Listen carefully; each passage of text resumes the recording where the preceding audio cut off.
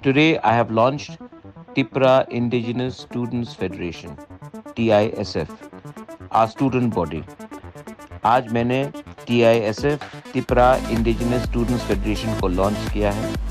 It is my belief and my conviction that the youth, the students are the future of our Tipra Sadopha. And by launching this organization, I am going to make the student, the youth feel that every house, every Tiprasa should stand up and fight for a greater Tipra land. ये fight हमारा अकेला नहीं है, ये fight आपका future का है. और अगर आपका फ्यूचर के बारे हम बात कर रहे हैं तो स्टूडेंट को भी चांस मिलना चाहिए अपना भविष्य के लिए बात करने के लिए.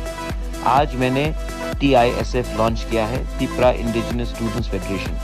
आप लोग उठो, rise, fight, stand up for your people, stand up for your rights, stand up for your future. अगर आज आपने हमारे लिए, अपने दफा के लिए फाइट नहीं किया तो कल आपका नहीं रहेगा. Students, arise, awake and unite. We are together.